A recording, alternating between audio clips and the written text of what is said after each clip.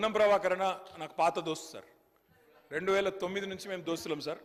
Personal ఇప్పుడు కూడా దుష్మన్ కాదు, ఇప్పుడు కూడా దోస్తే. రాజకీయమే ఇదే సార్. అయితే కానీ అన్న మాట్లాడితే ఇలా బాగా అనిపించింది సార్. ఆవేశంతో మా మహేశ్వర్ రెడ్డి నీళ్ళు ఇచ్చేదాకా పోయింది సార్ కథ. ఆవేశంతో ఊగిపోతూ తెలంగాణ గురించి తన కమిట్మెంట్ తను ప్రదర్శించిన తీరు ఏదైతుందో నాకు బాగా నచ్చింది సార్. ముఖ్యమంత్రి గారు, నేను వారిని అభినందిస్తున్నా పొన్నం ప్రభాకర్ గారిని. అయితే ముఖ్యమంత్రి గారి మధ్యలో 2-3 సార్లు ఒక మంచి ప్రతిపాదన పెట్టింది సార్.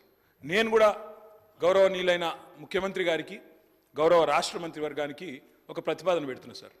ముఖ్యమంత్రి గారి మధ్యలో 2-3 సార్లు అన్నారు. నేను కూడా అదే ఉటంకిస్తున్నాను తప్ప కొత్తదేం చెప్తలేను సార్. ఇలా మా మంత్రుల కమిట్మెంటు, మా ప్రభుత్వం యొక్క కమిట్మెంట్ చూస్తే చాలా చాలా ఆనందంగా ఉంది సార్, చాలా గొప్పగా అనిపిస్తున్నది.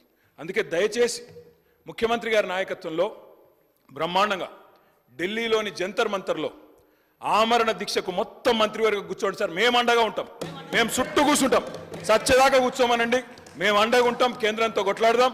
మొత్తం మంత్రివర్గం మంచిగా జంతర్ మంతర్లో కూర్చోండి.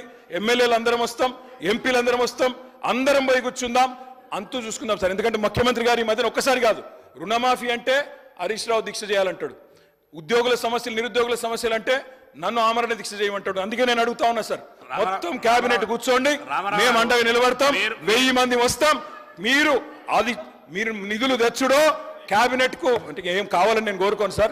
ఆమరణ దీక్ష కూర్చోవాలని చెప్పి మనస్ఫూర్తిగా మీ కమిట్మెంట్ అభినందిస్తూ ధన్యవాదాలు.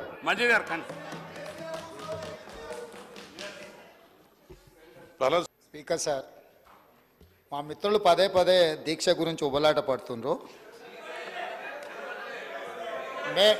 మేము ఎప్పుడు కూడా చావు నోట్లో తలబెట్టి తెలంగాణ సాధించినమని మేము ఎప్పుడు చెప్పుకోలే. 24 గంటలు తిరగకంటే ముందే నిమ్మకాయ రసం దాగి మేము నిమ్స్ హాస్పిటల్లో ఎక్కించుకొని మేము ఎప్పుడు దీక్షలు చేసి చావు నోట్లో తలబెట్టినమని అబద్ధాలు చెప్పలే.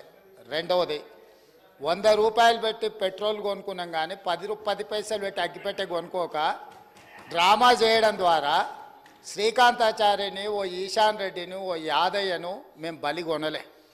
మేము ఎవరి శవాల ప్రాతిపదికనో ఎవరి ప్రాణాల ప్రాతిపదికనో మేము అధికారంలోకి రావాలని కోరుకోలేదు.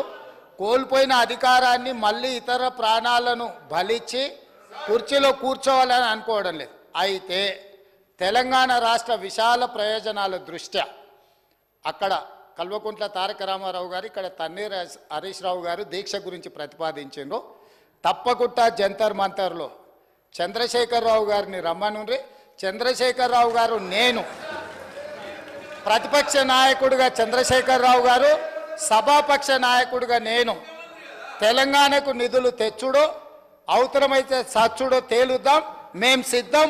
తారీఖు పెట్టండి, చంద్రశేఖరరావుని తీసుకొని రండి.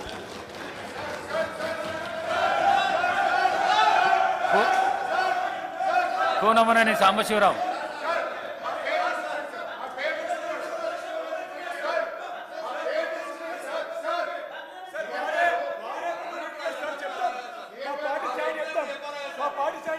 అధ్యక్ష,